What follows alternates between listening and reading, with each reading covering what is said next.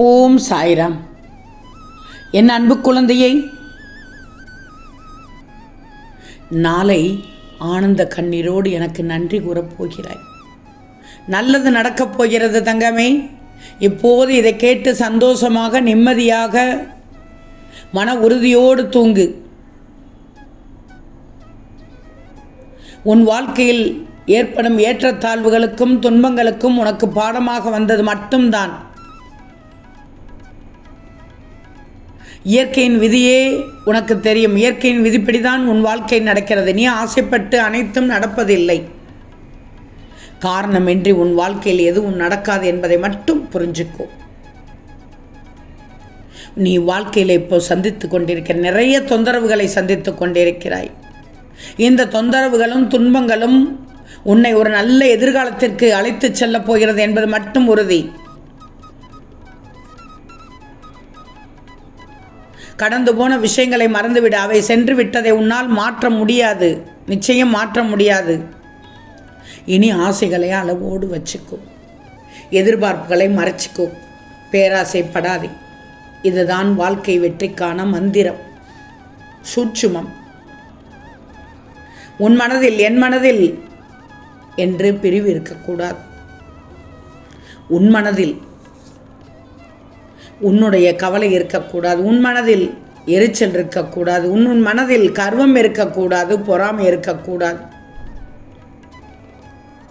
இது தீய குணம், அரக்க குணம். வேண்டவே வேண்டாம். கண்முன்னே இருக்கும் வாழ்க்கையை மட்டும் முழுமையாக வாழ்ந்துவிடு. அழகாக வாழ்ந்துவிடு. புன்னகையோடு வாழ்ந்துவிடு. ஏன்னா உன் வாழ்க்கை கிடைக்காமல் கூட உன் வாழ்க்கையை வாழ ஆசைப்படுகிறார்கள் சிலர். அதை நீ அறிஞ்சிக்கோ. உன் வாழ்க்கையை மட்டும் வாழ ஆசைப்படு. மற்றவர் வாழ்க்கை அல்ல. நீ கவலைப்படுவதாலோ வேதனைப்படுவதாலோ உன் வாழ்க்கையில் எந்த மாற்றமும் வந்துவிடப் போவதில்லை என்பதை மட்டும் அறிந்து செயல்படு. நினைத்தால் நடந்துவிடுமா என்ற ஒரு சீரிய சந்தேகம் எண்ணம்தான் சிலரின் வாழ்க்கைக்கு வளர்ச்சிக்கு பெரிய தடையாக இருக்கிறது. உன்னுடைய திறமை பெரிதல்ல தங்கமே. சந்தர்ப்பம்தான் உன்னை பிரகாசிக்க வைக்கும்.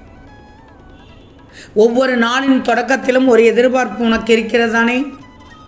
அப்போ அந்த நாளின் தொடக்கத்தில் ஒரு எதிர்பார்ப்போடு எழுகிறாய்.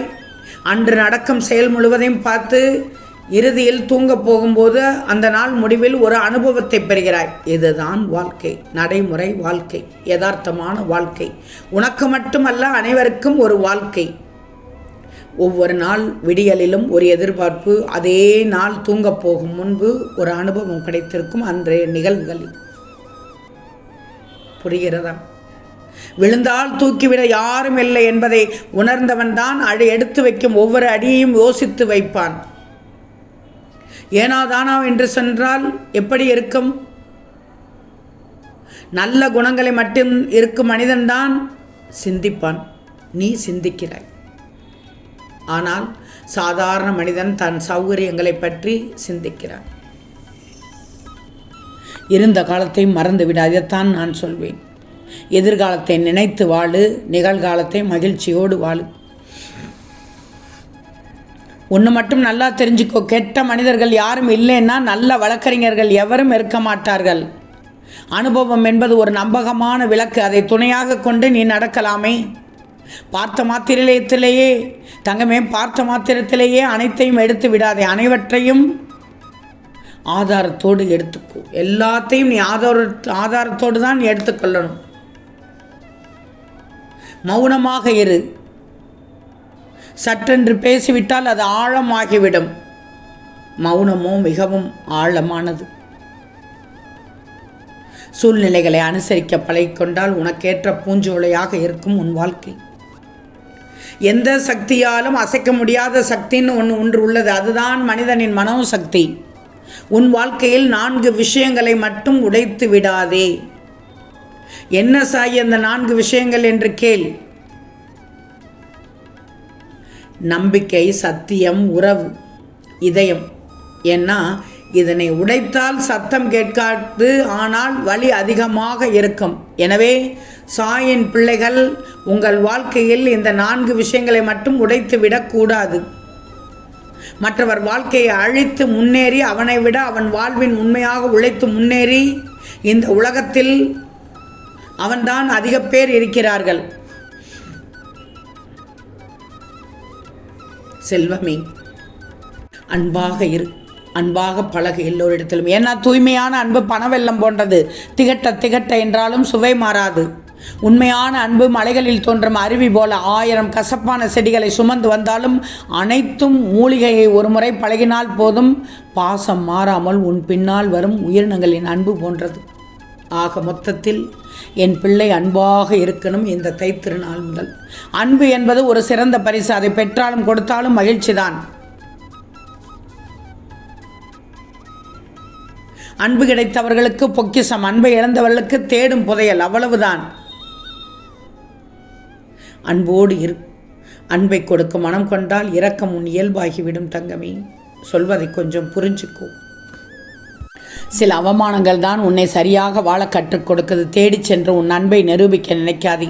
ஆசையாகி போனால் அவமானம்தான் மிஞ்சும். அவமானத்தை அனுபவமாக எடுத்துக்கோ. அவமானப்படுத்தப்பட்ட ஒருவன் இல்லை என்றால் உனக்கு தன்மானம் என்று ஒன்று தெரிந்திருக்காது. ஞாபகத்தில் வச்சுக்கோ. உன்னை அலட்சியமாக பார்ப்பவரிடத்தில் மட்டும் அன்பை தேடுவதில் அவமானத்தை தவிர வேறு எதுவும் கிடைக்காது. கொஞ்சம் சொல்வதை புரிஞ்சுக்கோ. யார் மட்டும் போதும் என்று நீ நினைக்கிறாயோ அவங்க உனக்கு கொடுக்கும் பரிசு அவமானம் மட்டும்தான். நீ வாழ்க்கையில் அடிபட்ட பின்புதான் சிலரின் உண்மையான முகத்தை புரிந்து கொள்ள முடிகிறது. மன்னித்து விடு உன்னை ஏமாற்றியவர்களை. ஆனால் மறந்தும் கூட நம்பி விடாதே மறுபடியும் அவர்களை. ஒரு முறை ஏமாற்றிய ஒருவர் மறுமுறை ஏமாற்றாத போதும் மனம் ஏனோ அவரை உண்மை என ஏற்க மறுக்கிறது. உண்மைதானே? அதனால் நீ ஏமாற்றியவர்களுக்கு நன்றி சொல். அவர்கள் ஏமாற்றத்தை சொல்லித்தரவில்லை. இனி ஏமாறாமல் இருக்க அனுபவத்தை கற்றுத்தந்து இருக்கிறார்கள். புரிகிறதா தங்கமே? எத்தனை முறை நீ ஏமாற்றப்பட்டாலும் ஒருபோதும் அடுத்தவரை ஏமாற்ற கற்றுக்கொள்ளாதே. சொல்கிறேன் கேட்டுக்கோ. எவ்வளவு நம்பிக்கை வைத்தாலும் துரோகம் முளைக்காத இடங்கள் 2 தான். 1 தாயின் மடி, 2 இறைவனடி. யாரையும் நம்பி வாழாதே. உன் தேவைக்காக மட்டுமே உன்னுடன் உறவு வைத்து கொள்ளும் உலகம் இது. தேவைகள் முடிந்ததும் கண்டிப்பாக தூக்கி எறியப்பட்டு விடுவாய். இங்கு கேட்டு அங்கு செல்வதும் அங்கு கேட்டு இங்கு செல்வதும் உறவுகளின் இயற்கை. மற்றவர்களை வேதனைப்படுத்தி காணும் இன்பம் பிணத்தை பார்த்து சிரிப்பதற்கு சமம் தங்கமே. உன்னில் பலருக்கு எதிரிகளை எதிர்க்கும் துணிவு கூட துரோகிகளை எதிர்க்க இருப்பதில்லை. அவ்வளவுதான். காலம் என்பது கண்ணீரை மட்டுமல்ல, காயங்களையும் மாற்றும். கேள்விகளை மட்டுமல்ல, பதில்களையும் மாற்றும். எனவே இதெல்லாம் ஒரு நாள் கடந்து போகும் என்று காத்திருந்தேன் என்று சொல்லாதே. ஆனால் எதுவுமே கடந்து போகாது, எல்லாம் பழகி போகும் என்று உணர்த்திவிடும் காலம்.